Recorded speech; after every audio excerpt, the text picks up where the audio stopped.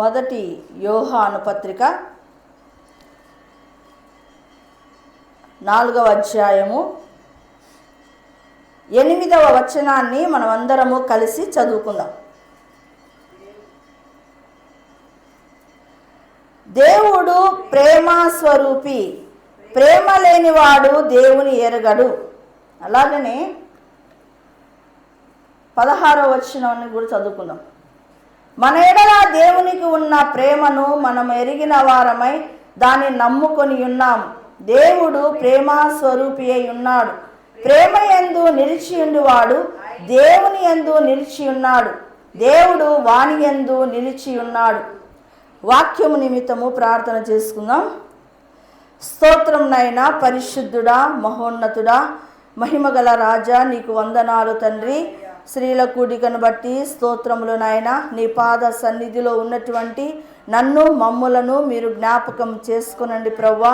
అయ్యా, ఇదిగో నీ మాటలు నైనా మా చెవున పడడమే కాదు ప్రవ్వా, మా హృదయములో జొప్పించబడాలి, అవి నాటబడాలి ప్రవ్వా, ఫలించాలి ప్రవ్వా. యేసయ్యా, ఇదిగో ఈ మాటలు మా హృదయాంతరంగంలో నిరంతరము నాయన అయ్యా మారు మ్రోగుతూ ఉండటానికి తండ్రి నీ కృపను దయచేయండి.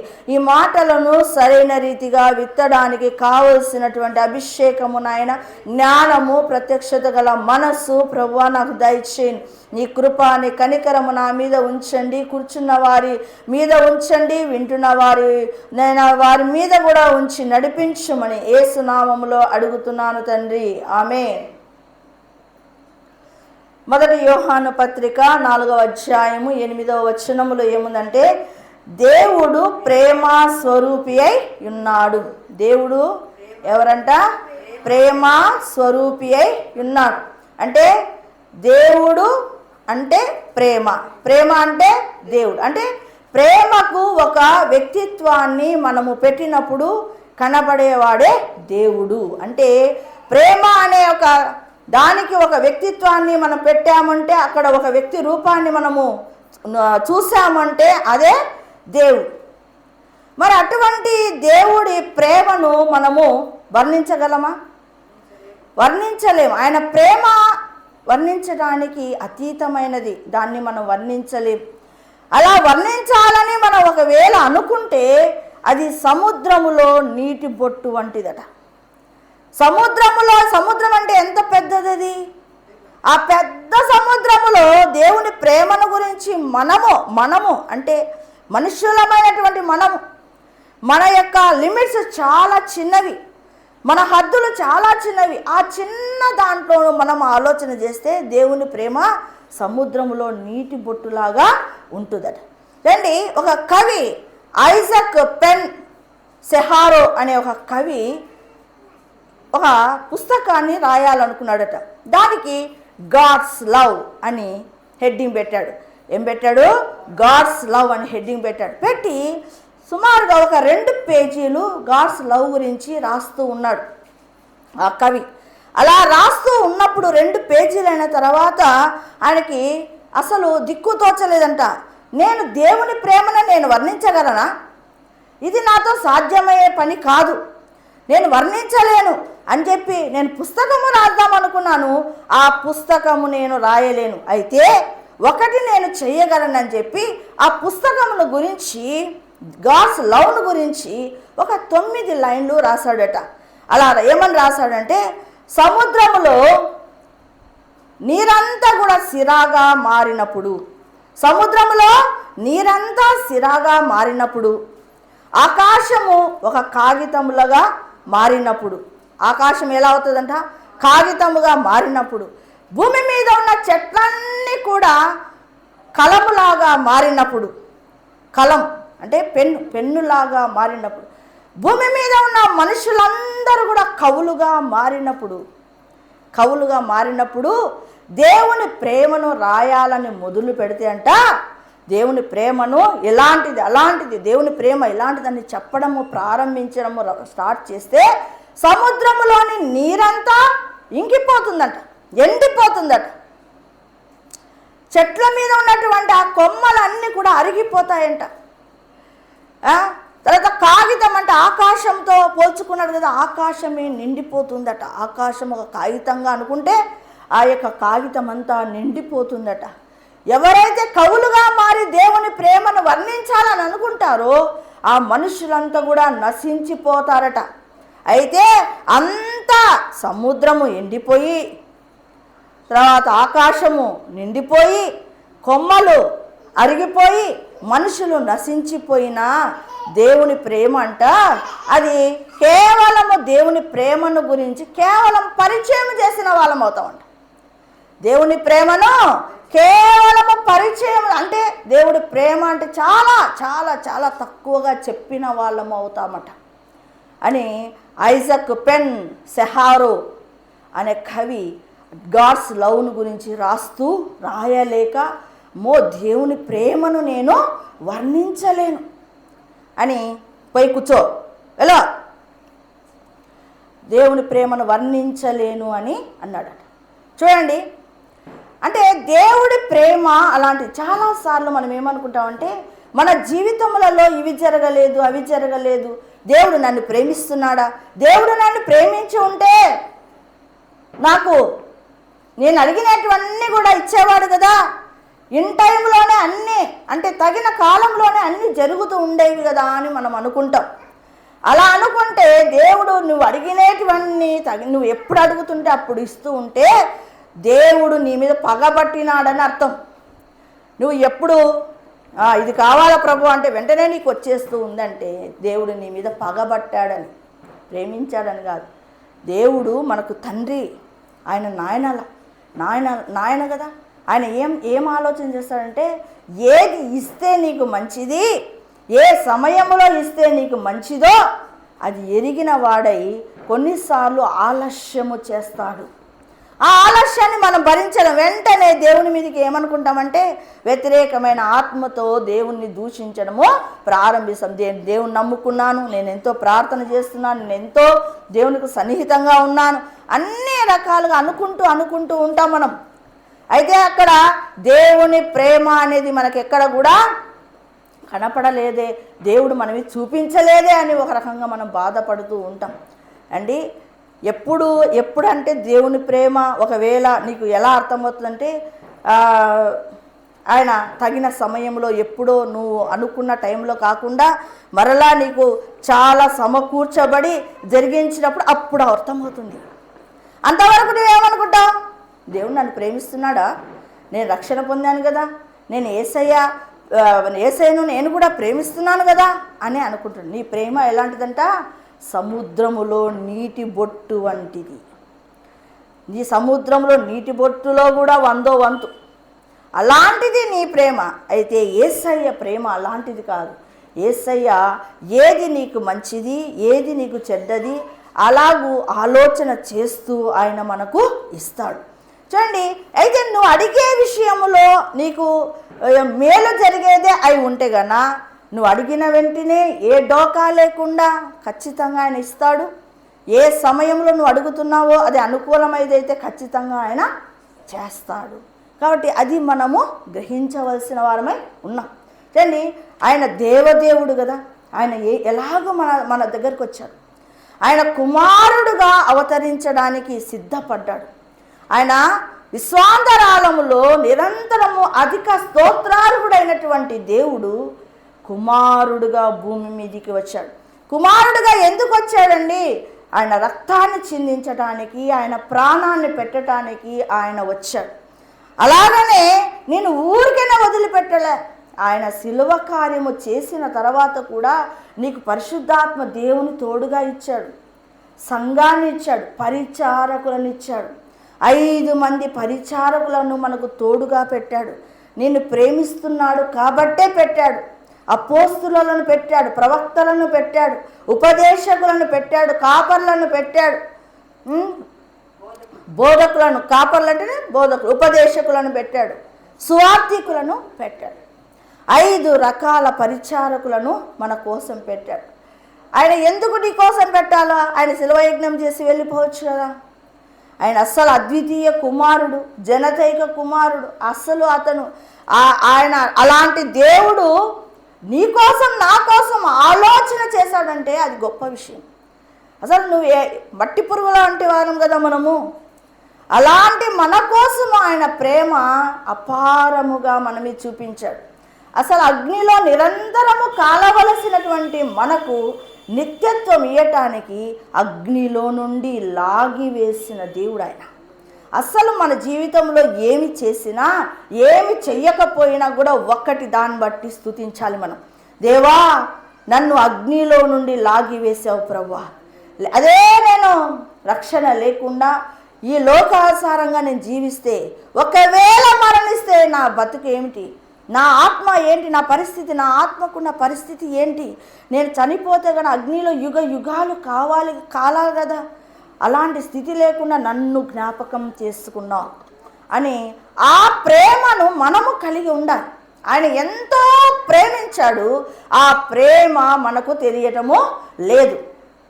అమ్మ కంటే మనల్ని ఎలా ప్రేమించాడు, చాలా ఎక్కువ. అమ్మ అయినా కూడా కొన్నిసార్లు తల్లి అయినా నిన్ను మరచునేమో కానీ నేను నిన్ను మరవను అంటున్నాడు. తల్లి అయినా కొన్నిసార్లు విసుగుపడుతుంది, కొన్నిసార్లు కోపగించుకుంటుంది, చెయ్యలేక తల్లి ప్రేమను చూపించలేక కొన్నిసార్లు ఆమె చాలా వ్యసనానికి కూడా లోనవుతుంది. కానీ తల్లి అయినా మరచును కానీ నేను నిన్ను మరవను అంటున్నాడు. కాబట్టి అటువంటి ప్రేమ, అందుకే చూడండి, అసలు యాక్చువల్గా మనము పాపములో ఉన్నాము, శత్రువులుగా ఉన్నాం, దేవుడికి శత్రువుగా ఉన్నాం, మనము చీకటిలో ఉన్నాం, అంధకారంలో ఉన్నాం, అంత దేవునికి విరోధంగా మనం జీవిస్తున్నాం. అలాంటప్పుడు ఆయన మనల్ని జ్ఞాపకం చేసుకున్నాడు. అవునా? నిజముగా మనం చీకటి బ్రతుకుల్లో ఉంటే మనల్ని కాపాడవలసినటువంటి అవసరం ఏమిటి? మనము దేవునికే శత్రువులుగా ఉంటే కాపాడవలసినటువంటి అవసరం ఏమి? మనం ఎన్ని రకాల ఘోరమైన పాపాలతో జీవిస్తున్నప్పటికీ కూడా ఆయన మనల్ని ప్రేమించడానికి కారణం ఏంటి? ఆయన ప్రేమ స్వరూపి అయి ఉన్నాడు కాబట్టి ఆయన నిన్ను నన్ను ప్రేమిస్తూ ఉన్నాడు. నేను ఎందుకు ఈరోజు ఈ యొక్క అంశాన్ని తీసుకున్నానంటే, దేవుడు మొన్న ఉదయకాలం వేళ నాతో ఒక మాట అన్నాడు.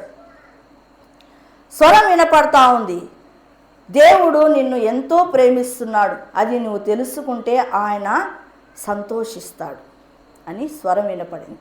అంటే దేవుడు నిన్ను ఎంతో ప్రేమిస్తున్నాడు, అది నువ్వు తెలుసుకుంటే ఆయన ఎంతో సంతోషిస్తాడు అని కుమారుడైన దేవుడు ఉదయకాలం వేళ నా ప్రక్కల కూర్చొని దేవుడు చెప్తా ఉన్నాడు అండి. అంటే నేను అనుకున్నాను, అవును, దేవుడు నన్ను ప్రేమిస్తున్నాడు. అయితే ఆ ప్రేమ యొక్క విలువ నీకు నాకు తెలియటం లేదు. అది తెలుసుకుంటే గన ఏమవుతుందంట, ఆయన సంతోషిస్తాడు. మనము దాన్ని చాలా నిర్లక్ష్యం చేస్తాం. ఆయన మనల్ని ఎంత ప్రేమిస్తున్నాడు, ఆయన ప్రేమను మనం ఖాతరు చేయము. కొన్నిసార్లు ఆయన ప్రేమను తునీకారంగా చేస్తాం, ఆయన ప్రేమను కొన్నిసార్లు నిర్లక్ష్య పెడతాం. అయినా దేవుడు ఇంకా మనల్ని ప్రేమిస్తూనే ఉన్నాడు. కాబట్టి మనము కూడా ఎలా ఉండాలని కోరుకుంటాడు అంటే, ఆయన ఎంతగా మనల్ని ప్రేమిస్తున్నాడో ఆ రీతిగా ఆయనను కూడా ప్రేమించాలని ఆశపడుతున్నాడు. అంతే కదా. అది నీవు తెలుసుకుంటే, అంటే ఏం తెలుసుకోవాలా, నిన్ను అధికంగా ప్రేమిస్తున్నాడు దేవుడు కాబట్టి అది నువ్వు తెలుసుకుంటే నీవు కూడా అంతే విధంగానే ఆయనను ప్రేమిస్తావు. అప్పుడు ఆయనకు కలుగుతుంది సంతోషం. అంటే ఇప్పుడు సంతోషం లేదనే కదా మన యొక్క ఆత్మీయ జీవితాలను బట్టి ఆయనకి ఇంకా సంతోషము లేదు.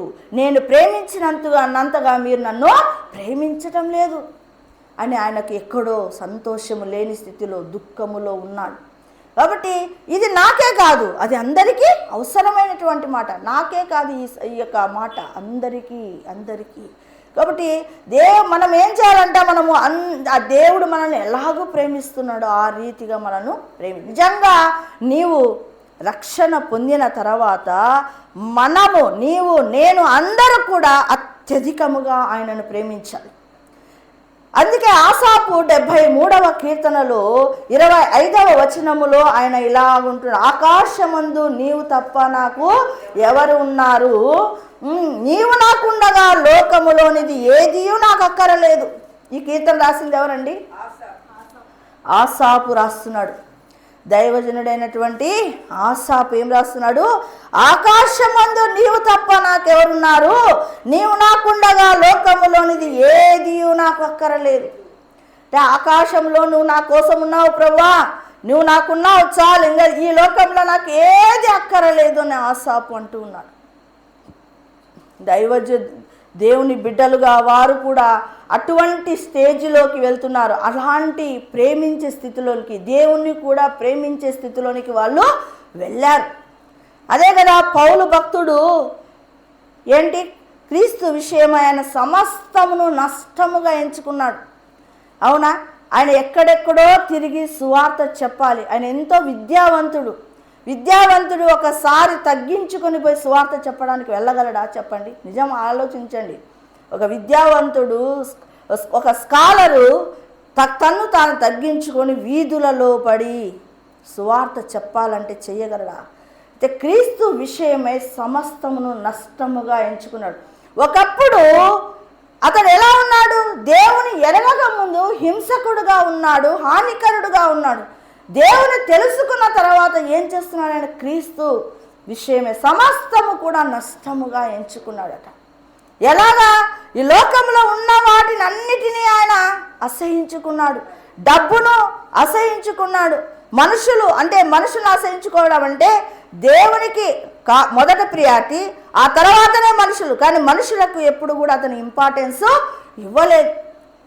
ఎంజాయ్మెంట్ కానీ ఇంపార్టెన్స్ ఇవ్వలేదు. కేవలము దేవునికి మాత్రమే ఇంపార్టెన్స్ ఇచ్చాడు పౌలు. కాబట్టి పౌలు ఎలాగో నిజముగా తన జీవితంలో ఎక్కడైనా ఎంజాయ్మెంట్ అనే పదం కనబడుతుందా? పౌలు జీవితంలో ఎక్కడైనా కనబడుతుంది? నిరంతరము పోరాటాలే అతని జీవితం ఉన్నాయి. తన జీవితాన్ని ఎక్కడైనా ఎంజాయ్ చేశాడా? ఎక్కడ పోయినా ఘనతలు ఏమైనా వచ్చాయా? కొన్నిసార్లు ఘనతలు దేవుని బిడ్డల దగ్గర వచ్చిండొచ్చు, కానీ రాళ్ళతో కొట్టబడ్డం జరిగింది, బెత్తాలతో కొట్టబడ్డం జరిగింది. వీటన్నిటినీ కూడా సహించాడు, భరించాడు. ఏ రీతిగా? యేసయ్య ప్రేమ అతనిలో కూడా అమితంగా ఉంది. యేసయ్య ప్రేమ అతనిలో కూడా అమితంగా ఉంది. ఆసాపులో ఉంది. ఆకాశమందు నీవు తప్ప నాకు ఎవరొద్దు ప్రభువా, నీవు నాకుంటే లోకంలో ఏది కూడా నాకు అక్కరలేదు అంటున్నాడు. అంటే వారు ఆ స్టేజ్కి వెళ్ళారు. నేను కూడా ఆ స్టేజ్కి వెళ్ళాలి. అంటే లోకంలో మనకు ఏదైనా డబ్బు ఆశ చూపించినప్పుడు దానికి లోబడ్డము చెయ్యకూడదు. ఏదైనా దేవుడి విషయంలో ఏదైనా ఎదురొచ్చినప్పుడు ఎంజాయ్మెంట్కు మొదటి స్థానం ఇవ్వకూడదు. ఒకసారి సమ్మర్ హాలిడేస్లో నేను 10 days ఫాస్టింగ్ ప్రేయర్స్ నేనే ప్రతిష్ఠించుకున్న రెండో రోజే నాకు ఫోన్ కాల్ వచ్చింది. చిన్ని అక్క చెల్లెలందరము కూడా టూర్కి వెళ్తున్నాం, నువ్వు కూడా రావాలి అని అన్నారు.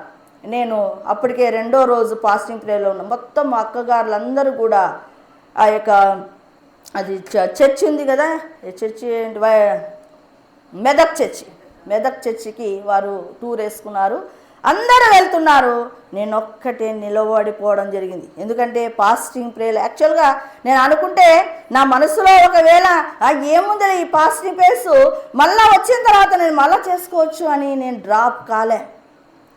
సరే మీరు వెళ్ళండి, నేను ప్రతిష్ఠించుకున్నాను, దీన్ని కంప్లీట్ చేయాల్సిందే, టూర్లో మీరే ఎంజాయ్ చేయండి. అంటే దేవుడి విషయానికి వచ్చే లోపల మన ఎంజాయ్మెంట్లు కూడా పక్కన పెట్టాలి. అంటే ఎంజాయే లేదా బ్రతుకులో ఎంజాయ్మెంట్ ఉంటుంది, కానీ ఒకానొక సందర్భం వచ్చినప్పుడు దేవుడా ఎంజాయ్మెంట్ అన్నప్పుడు నువ్వు బేరీ చేసుకోవాలి, ఏది ప్రధానమైనది. అలా వేసుకున్నప్పుడు నువ్వు ఖచ్చితంగా దాంట్లో నిలవబడతావు.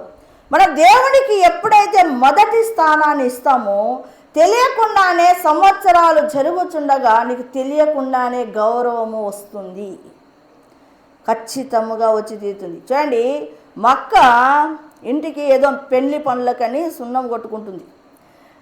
యాక్చువల్గా నేను ఎప్పుడు అనేదే జోక్గా అంటూ ఉంటా, ఇప్పుడంటే మీకు నేను దొరుకుతున్నాను, ఫ్యూచర్లో నేను నీకు దొరకను, మీరు ఫోన్లు చేసినా చాలా వెయిటింగ్ చేయాలి నా కోసం, ఎన్నోసార్లు వెయిట్ చేసి అప్పుడు నేను దొరుకుతాను అని నేను ఎప్పుడు జోక్గా అంటుంటే. కానీ చూడండి, మొన్న సున్నం కొడుతున్నారు, సున్నం కొడుతుంటే ప్రార్థన చేయించుకో, స్టార్టింగ్ ప్రేయర్ చేయించుకోవాలని ఒక్కటే ఫోన్లు చేస్తున్నారు. ఆడ పెళ్ళిలోనో ఆడో ఇంత అది బిజీగానే ఉంది, పని కాలే వాళ్ళకి. అంటే మన ఫోన్ కోసం వాళ్ళు వెయిట్ చేస్తున్నారు. ఎందుకు? ఒకప్పుడు నన్ను ఎగతాళి చేసుకున్నారు మా అక్క వాళ్ళు. ఈమెమో కొత్త మాటలు మాట్లాడుతుంది, భక్తి అంట, అందరినీ క్షమించని అడుగుతుంది అని వాళ్ళు ఫోన్లలో ఎగతాళి చేసుకుని నవ్వుకున్నారు మా అక్కోళ్ళు. అలాంటి అక్కోళ్ళు ఇప్పుడు నా కోసం వెయిటింగ్ చేస్తారు. చిన్నితో ప్రార్థన చేయించుకోవాలా అనే ఒక అభిప్రాయం వాళ్ళల్లో దృఢంగా నాటుకొని పోయింది. రెండో అక్కకు హెల్త్ బాగాలేదు, ఏందో నాకేదో ఆవహించిందే, కాలేజీకి వెళ్తే కానీ నాకు ఏందో పట్టేసినట్టు అయిపోతుంది అని ఇంకొక అక్కతో డిస్కషన్ చేస్తుంది, మూడో అక్కతో. అప్పుడు మూడో అక్క అంటుంది, ఏం లేదే, చిన్నితో ఒక చిన్న ప్రార్థన చేయించుకో పోతుంది అని. అది నిజంగానే ప్రార్థన చేయించుకున్న తర్వాత దానికి బాగా హాయిగా ఉంది. అలాంటివి జరిగినప్పుడు ఏమవుతుందంటే వారి మనస్సులలో తెలియకుండానే నమ్మకం అనేది ఏర్పడుతుంది. అంటే ఏమంటున్నానంటే మొదట మనం పౌలు భక్తుడు ఏం చేస్తున్నాడు? ఎంజాయ్మెంట్కు కాదు స్థానం ఇస్తున్నాడు, మనుషులకు కాదు ఇంపార్టెన్స్ ఇస్తున్నాడు, ఈ లోకంలో ఉన్న వాటికి కాదు ఇంపార్టెన్స్ ఇస్తున్నాడు. దేనికి ఇస్తున్నాడు ఆయన? దేవునికి ఇంపార్టెన్స్ ఇస్తున్నాడు. అంటే దేవుణ్ణి అధికముగా ప్రేమిస్తున్నాడని అర్థం. అలాగున నీవు నేను అందరము కూడా యేసయ్యను ఆ రీతిగా మనము ప్రేమించాలి. అంటే నువ్వు రక్షణ పొందిన తర్వాత నువ్వు కేవలము మాటల వరకు ఉండొద్దు, క్రియల రూపంలోకి వెళ్ళిపోవాలి. మన భక్తి జీవితం చాలా ఇంపార్టెంట్. ఏదో మాటలు చెప్పుకొని వెళ్ళిపోయేది కాదు భక్తి జీవితం అంటే. భక్తి జీవితం అంటే అది క్రియలలో ఉంటుంది. అధికముగా ప్రేమించడము మనము కూడా నేర్చుకోవాలి, నేను కూడా నేర్చుకోవాల్సింది. ఎందుకంటే దేవుడు నాతోనేగా అన్నాడు. అయితే ఎప్పుడైతే నువ్వు అధికంగా ప్రేమిస్తావో మన ప్రార్థన జీవితము కూడా పెరుగుతుంది.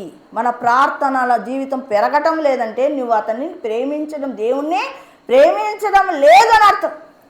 ప్రార్థన మన జీవితాలలో తెలియకుండానే పెరుగుతుంది. కీర్తనలలో ఆయన కోరహు ఏమంటున్నాడంటే, దుప్పి నీటి వాగుల కొరకు ఆశపడినట్లు నా ప్రాణం దేవా, నా ప్రాణము నీ కొరకు ఆశపడదు. 42 కీర్తనలు 42,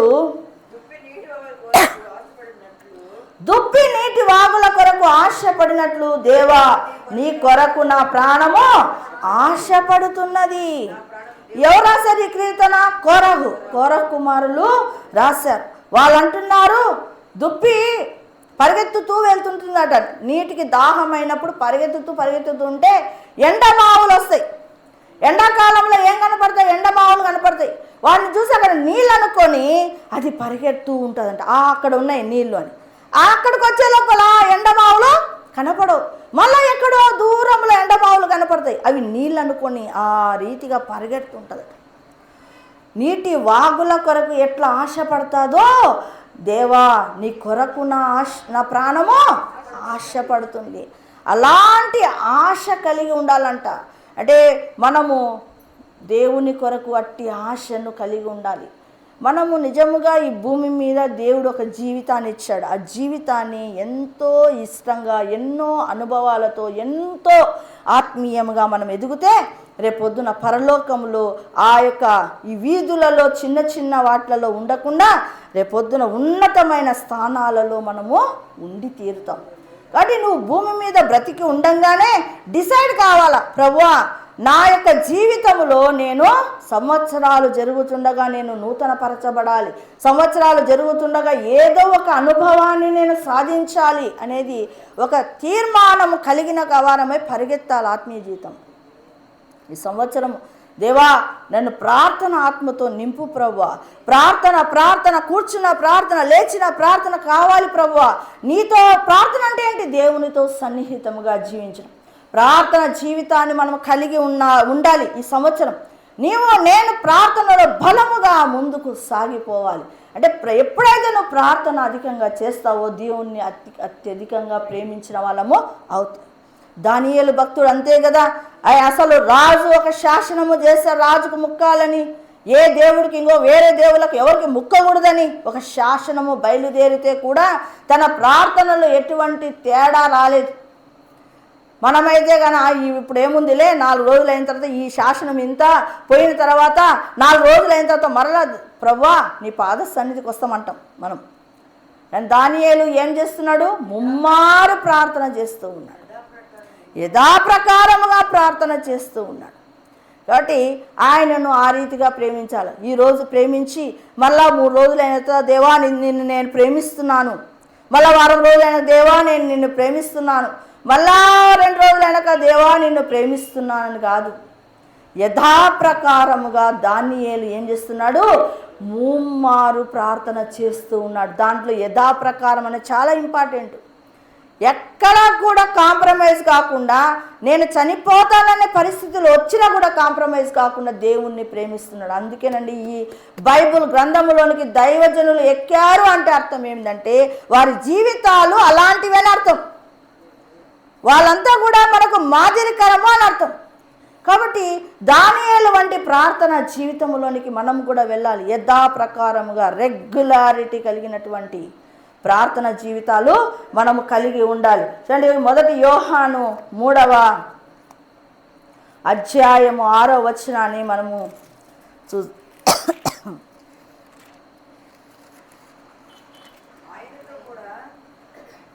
6వ వచనం. ఆయన యందు నిలిచి ఉండు వాడెవడు పాపము చేయడు, పాపము చేయవాడెవడును ఆయనను చూడడు లేదు, ఎరగను లేదు. ఏంటంట? ఆయన యందు నిలిచియుండువాడు అంటే నిరంతరము ఆయనలో నిలిచి ఉండేవాళ్ళు పాపము ఉండదు. తొందరపడి ఎవడు కూడా పాపములో పడడు. పాపములో నువ్వు పడిపోతున్నావు అంటే అర్థమేమి? ఆయన యందు నీవు లేవు. ఆయనలో ఎటువంటి పరిస్థితి? ఇప్పుడు యోసేపు ఉన్నాడు. యోసేపు ఎవరు అన్నదమ్ములు లేరు, తన బంధువులు లేరు, తన యొక్క రక్త సంబంధికులు లేరు, ఒంటరివాడుగా ఉన్నాడు. పాపం చేసిన కూడా అడిగేవారు లేదు. అయితే యాకోబు దగ్గర భక్తి కట్టినాడు. ఆ భక్తి 17 సంవత్సరాలప్పుడు పనిచేస్తూ ఉంది. 17 సంవత్సరాలప్పుడు తన జీవితంలో పని చేస్తూ ఉంది, ఎక్కడ తప్పిపోకుండా. అసలు 17 సంవత్సరాలు అంటే టీనేజ్ అంటే అసలు వారి యొక్క జీవితమే వేరుగా ఉంటుంది, వారి ఆలోచనలు వేరుగా ఉంటాయి, వాళ్ళ ప్రవర్తన వేరుగా ఉంటుంది. అటువంటి టైంలో భక్తి కట్టిన వాడు యోసేపు. నిజంగా దేవుడు నీలో నిలిచి ఉంటే నువ్వు పాపము చెయ్యలేవు. పాపము చేస్తున్నావు అంటే దేవుడు నీలో లేడని అర్థం. మరి యేసేపు ఎలాగూ జీవిస్తున్నాడు? యేసేపు మన జీవితానికి చాలా రోల్ మోడల్.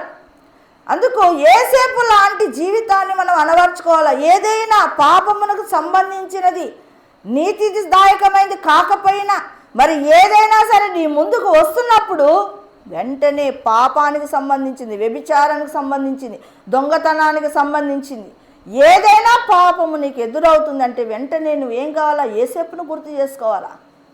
యేసేపు ఒంటరి వాడై నీతి గల దాయకమైన జీవితాన్ని జీవించాడు, నీతి మార్గములలో నడిచాడు, నీతి మార్గమును ఎన్నుకున్నాడు యేసేపు.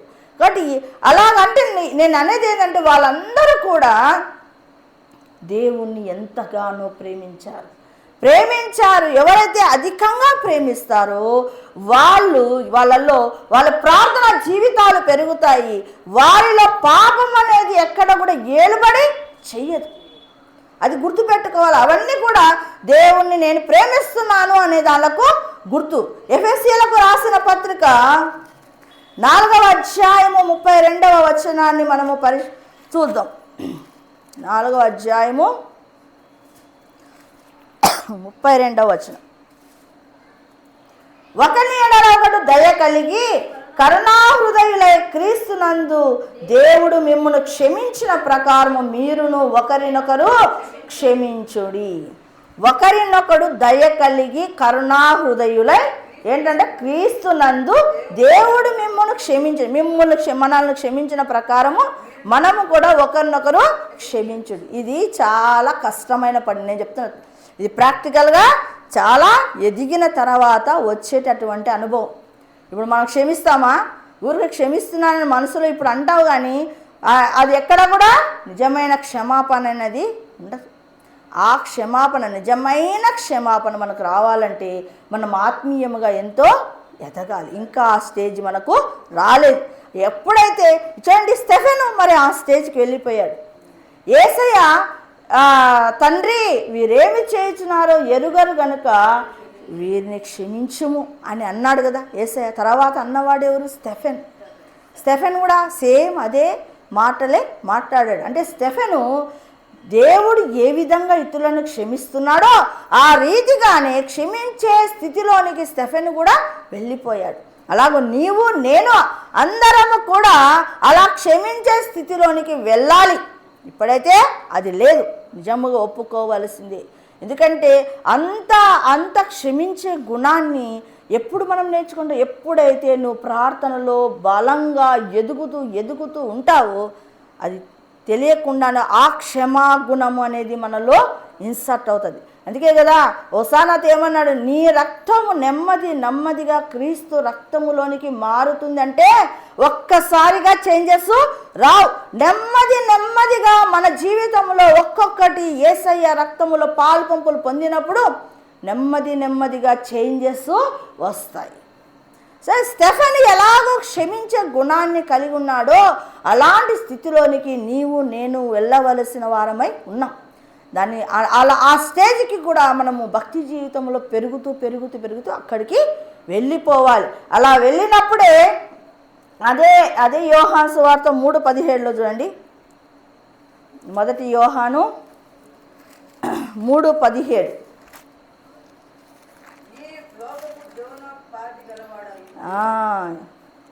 చదవము. ఈ లోకపు జీవనోపాధి గలవాడై ఉండి తన సహోదరునికి లేమి కలుగుట చూచియు అతనిది ఎలా ఎంత మాత్రము కనికరము చూపని వాని యందు దేవుని ప్రేమ ఎలాగూ నిలుచును. దేవుని ప్రేమ ఇది చూడండి, చాలా మందిలో లోపించినటువంటి స్థితి ఇది. మన యొక్క సహోదరులు ఉంటారు, మనకు సన్నిహితులు ఉంటారు. ఒకానొక సమయంలో డబ్బు లేని స్థితి వాళ్ళలో ఉంటుంది. మనకు చేతనైన సహాయం చేసే చేతులుగా మనవి ఉండాలి. మరి అక్కడ ఏమంటున్నాడు? ఈ లోకపు జీవనోపాధి గలవాడై ఉండి నీ కాడ అంత సంపాదన చేసే స్థితి ఉన్నప్పుడు నీ సహోదరుడికి నువ్వేం చేయాలా? సహాయము చేయాలి. ఇక్కడే ఉన్నటువంటి అక్క ఎప్పుడంటే అప్పుడు నాకు ఫోన్ చేస్తుంది. ఎప్పుడంటే అప్పుడు ఏమి కానీ నేను మళ్ళీ ఎందుకు ఏమి నా కాడ లేవు ఈ క్వశ్చనే ఉండదు. అది ఫోన్ చేసిందంటే పోయి వెంటనే ఫోన్పే చేసేస్తా. ఎంత కావాలని అడిగితే వెంటనే ఫోన్. ఎన్నడుగు నా కాడ లేవే డబ్బులు, కష్టంగా నాకే ఉంది, ఇలాంటివి లేకుండా నేను డబ్బు వేసేస్తా. అంటే మనకు అంతో ఇంతో దేవుడు జీవనోపాధి ఇచ్చాడు. జీవనోపాధి ఇచ్చినప్పుడు నీవు నీ సహోదరుడికి నీ సన్నిహితుడికి నువ్వు చెయ్యి చాపే స్థితిలో ఉండాలి. అలా ఉన్నప్పుడు ఏమవుతుంది? నీకు దేవుని ప్రేమ నీలో ఉంది. అంతో ఇంతో దాంతో ఏమి లేదు, అంతో ఇంతో నీటి పొట్టంత ప్రేమ ఉన్నట్టు లెక్క. కాబట్టి ఇప్పుడు దేవుని ప్రేమ నిజముగా నీలో కూడా రావాలి అంటే ఈ లక్షణాలు ఖచ్చితముగా నీవు అత్యధికంగా దేవుని ప్రేమిస్తున్నాను అని చెప్పుకోవడానికి ఏముండాలంట? ఖచ్చితంగా నీలో ప్రార్థన పెరుగుతుంది. ఇతరుల్లో నీ యొక్క సన్నిహితులకు నీవు చేయి చాపే స్థితిలో ఉంటావు. ఇతరులను క్షమించే గుణము నీలో ఉంటుంది. ఈ లక్షణాలు నువ్వు పాపాన్ని ద్వేషిస్తావు. ఈ లక్షణాలు ఉన్నప్పుడే దేవుని ప్రేమ నీలో అంతో ఇంతో ఉన్నట్టు లెక్క. అంత ఉన్నట్టు కాదు, అది ఎప్పటికీ మనకు రాదు. దేవుని ప్రేమ అది అమితమైన ప్రేమ. ఇందాకే చెప్పాను కదా, ఆ కవి రాసినట్టుగా ఉంటుంది మన దేవుని ప్రేమ. మన ప్రేమ ఎలా ఉంటుంది? నీటి బొట్టులో 100వ వంతు ఉంటుంది మంది. అయితే ఎదిగే కొద్దీ ఆయన దేవుడు ఆ ప్రేమ స్వరూపి మనకు కూడా ఆ ప్రేమ పుట్టిస్తాడు.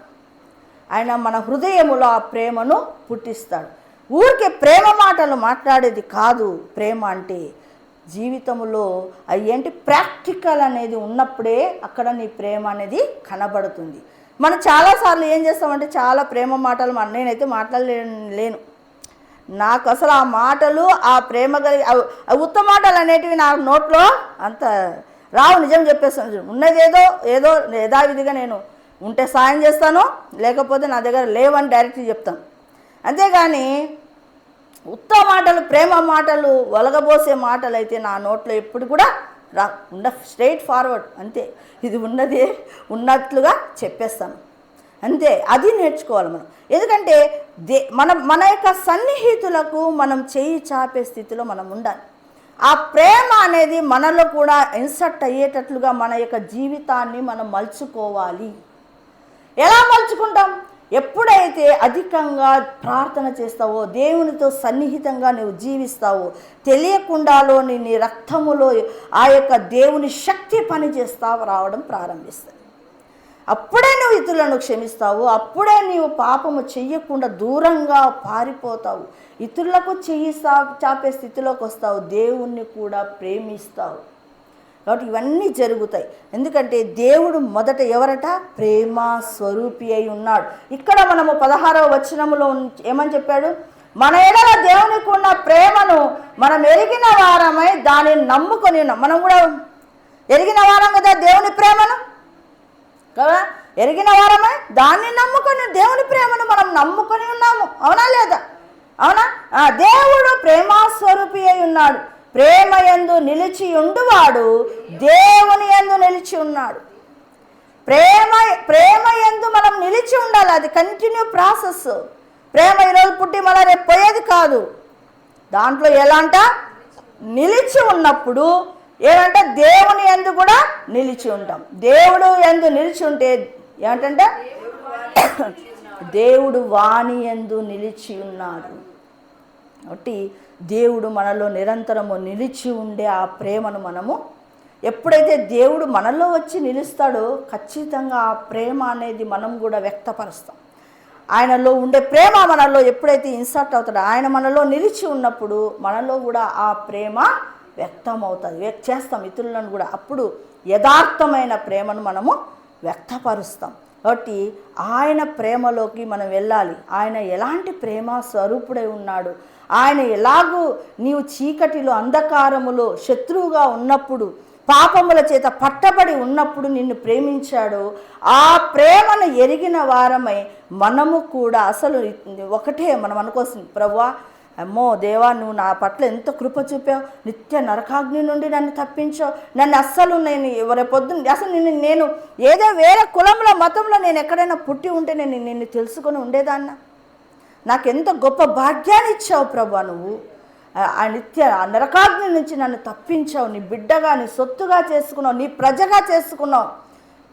కాబట్టి అలా అంత ధన్యత మనకిచ్చినప్పుడు మనం ఆ ధన్యతను ఏం చేస్తున్నాం? దుర్వినియోగం చేస్తున్నాం. అసలు ఆ కృపను దుర్వినియోగం చేస్తున్నాం. సరైన రీతిగా ఆయనను ప్రేమించటం లేదు. అందుకే ఆయన సంతోషపడటం లేదు. కాబట్టి మనం ఏం చేయాలా? ఆయన సంతోషపడే రీతిలో మన యొక్క భక్తి జీవితాన్ని కట్టుకుందామా? మరి కట్టుకుందామంటే, ప్రభువా నిజమే మా చేత కావటం లేదు, నిన్ను ఎంతగా ప్రేమించలేకపోతున్నాం ప్రభువా, నిన్ను ప్రేమించే మనస్సు మాకు దయచేయమని ప్రార్థన చేద్దాం. స్తోత్రం నాయన, పరిశుద్ధుడా, మహోన్నతుడా, మహిమగల రాజా, నీకు వందనాలు స్తోత్రములు చెల్లిస్తున్నాను ప్రభువా. ఈ దినము నాయన నీవు ప్రేమ స్వరూపివై ఉన్నావని ప్రభువా నువ్వు తెలియజేసిన మాటలను బట్టి నీకు వందనాలు. అంత ప్రేమను మాడలా కుమ్మరించిన దేవుడా, అయ్యా ఇదిగో మేము మట్టి పురుగుల వంటి వారము తండ్రి, మమ్మలను జ్ఞాపకము చేసుకున్నటకు మేమే పాటి వారం తండ్రి. ఇదిగో అపాత్రులకు గొప్ప భాగ్యమును కలగజేస్తావు. అయితే ప్రభువా నువ్వు అంటున్నావు నాయన నీ యందు నిలిచి ఉండాలి అని ప్రభువా నువ్వు సెలవిస్తున్నావు. దేవా ఎప్పుడు నిలిచి ఉంటారు? ప్రార్థన చేసినప్పుడే అయ్యా యొక్క దేవత నీవు కూడా మాలో నిలిచి ఉంటానని ప్రభువా నువ్వు వాగ్దానము చేస్తున్నావు ప్రభువా. అయ్యా నిజముగా అలాంటి స్థితిలోనికి నైనా నన్ను మమ్మలను నడిపించండి దేవా. ఇదిగో నైనా తండ్రి, మేము కూడా ప్రేమలోకి వెళ్ళాలంటే మాలో ప్రార్థన పెరగాలని దేవా, పాపములు నైనా మేము చెయ్యలేమని అయ్యా దేవతని ఇతరులకు చెయ్యి చాపే స్థితిలో ఉంటామని, ఇతరులను క్షమించే స్థితిలో ఉంటామని నువ్వు తెలియజేస్తున్నావు. దేవా ఈ మాటలు నాయన హృదయములో భద్రపరచండి నాయన. అయ్యా ఇదిగో ఫలింప చేయండి. నిన్ను అధికముగా ప్రేమించే మనసు దయచి నీవు భూమి మీద చేసిన కార్యం ఏమిటో నిర్లక్ష్యంగా మేము ఉన్నాం తండ్రి. కనికరించండి. ఆ నిర్లక్ష్యపు ఆత్మను తీసేసి అయ్యా నీ ప్రేమ ఎటువంటిదో మేము ఎరిగిన వారముగా ముందుకు సాగుటకు నీ కృపను దయచేయమని యేసు నామములో అడుగుతున్నాను తండ్రి. ఆమేన్. యేసు రక్తమే జయం, ప్రభు యేసు రక్తమే జయం, ప్రభు యేసు నామ సంపూర్ణ జయం కలుగును గాక. ఆమేన్.